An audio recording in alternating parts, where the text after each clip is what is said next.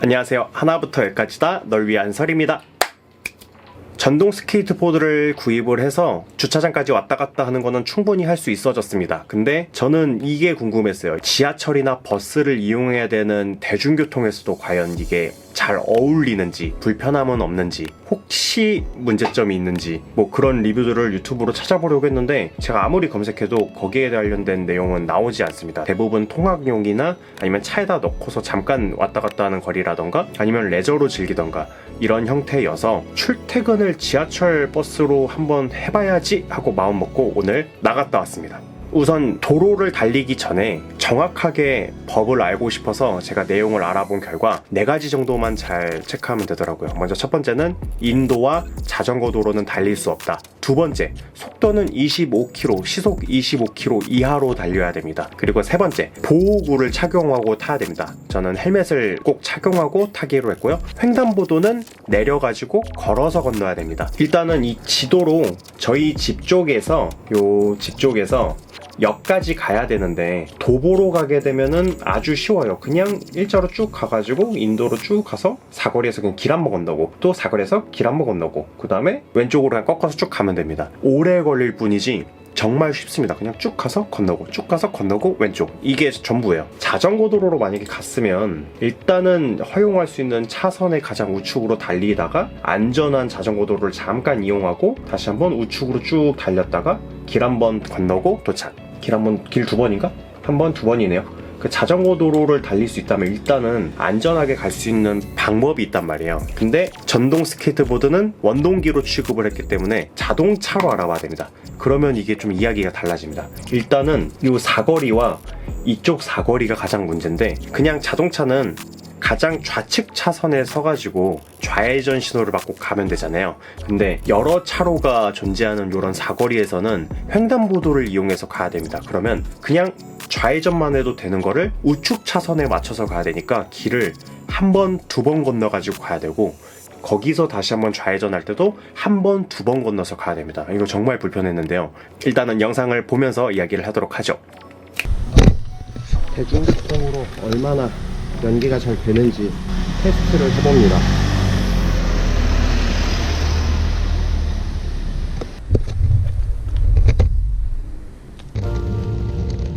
정확하게 이틀 정도만 연습을 했는데도 불구하고 커브 정도는 쉽게 운전할 수 있었습니다. 아무래도 스케이트보드다 보니까 바닥에 있는 모든 울퉁불퉁함이 제 발에 모두 다 전달이 되었습니다. 그래도 이 맛에 스케이트보드를 타는 거기 때문에 잘 견뎌가며 발 마사지 받는다는 셈치고 조심히 이동을 하고 있습니다. 중간중간 빨리 감기로 인해 빨리 달리는 것처럼 보이지만 사실은 옆에 달리는 자전거들보다도 느리게 운행을 하였습니다. 인도를 만나자마자 바로 내려서 군대에서 배웠던 축구 실력으로 보드를 드리블하며 천천히 이동하였습니다. 발로 방향만 바꿔주면 됩니다. 여기가 제가 말했던 첫 번째 큰 사거리인데 운전으로 가면은 바로 좌회전 차선으로 쭉 달려가서 이동을 하면 되지만 일단은 횡단보도를 한번 건너기 위해 보드에서 다시 내렸습니다. 슛볼은 나의 친구처럼 친구를 발로 차면서 안전하게 길을 건넜습니다. 보드를 타고 이동할 때는 차도로 이동해야 되기 때문에 우측 차로에 맞춰서 달리기 위해 한 번 더 길을 건넜습니다. 둔탁하게 커브를 하는 거는 제가 발로 차서 방향만 바꿔주고 있기 때문입니다. 기분 좋은 문화도시 도봉, 제발 퍼스트 모빌리티 문화도 받아들여 주십시오. 지하도에서도 저는 보드에 내려가지고 뛰어갔습니다.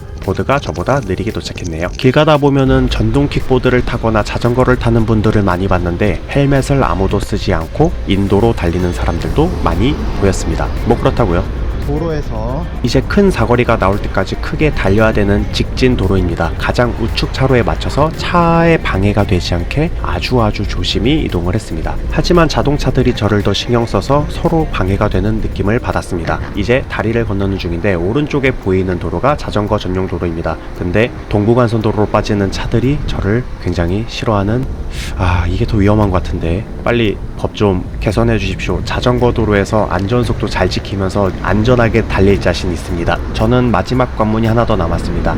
역 도착하기 전까지 마지막 관문이죠. 큰 사거리가 한 번 더 남았는데 사실 걸어서 갈 때면은 그냥 건너지 않고 역을 도착할 수 있지만 저는 우측 차로에 맞춰야 되기 때문에 다시 한번 길을 2번 건너야 했습니다. 여기서 한소리의 투덜투덜 타임. 원래 절로 가야 되는데 차도의 우측 차선으로 가야 되니까 지금 길을 하나 둘 세 번 건너는 중입니다. 법이 좀 자전거 도로만 달릴 수 있게 해줘도 이거 훨씬 수월한데. 후덜투덜 타임 끝.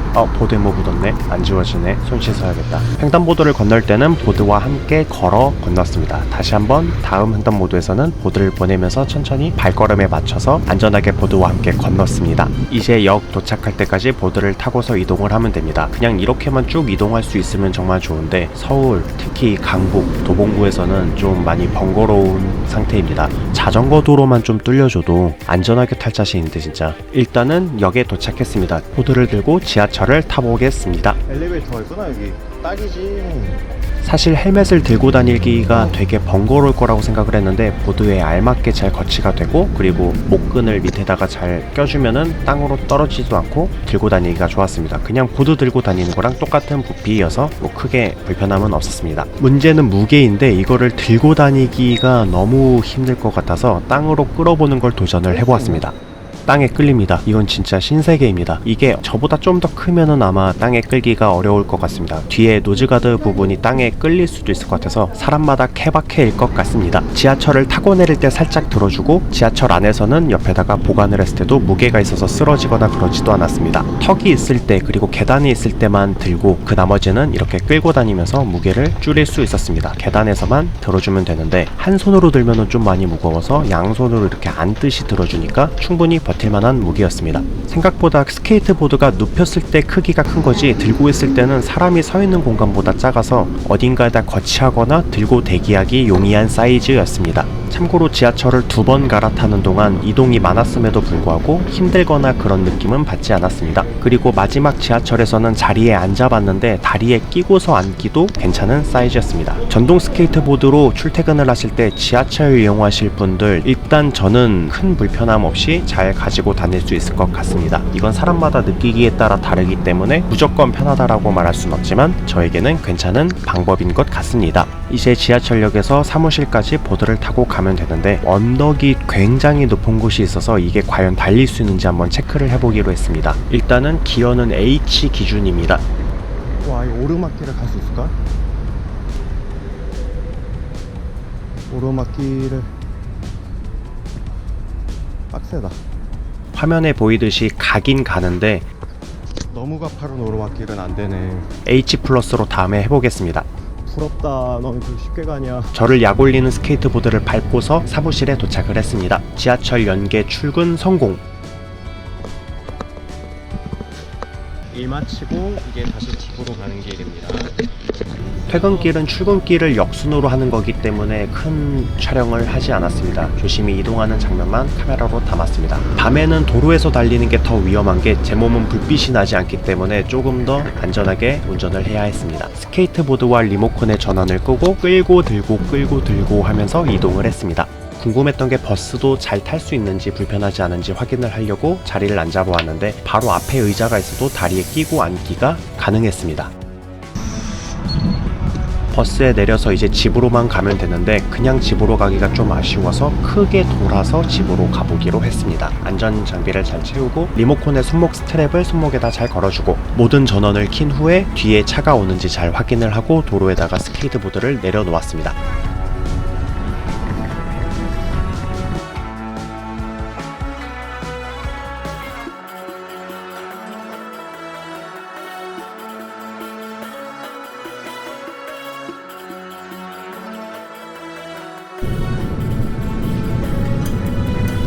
오르막 테스트를 한번 해볼까?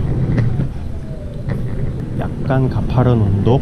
사무실의 언덕에 비할 바는 아니지만 이 정도의 언덕은 충분히 올라갈 수 있었습니다. 모터의 힘이 정말 대단합니다. 올라와지긴 한다.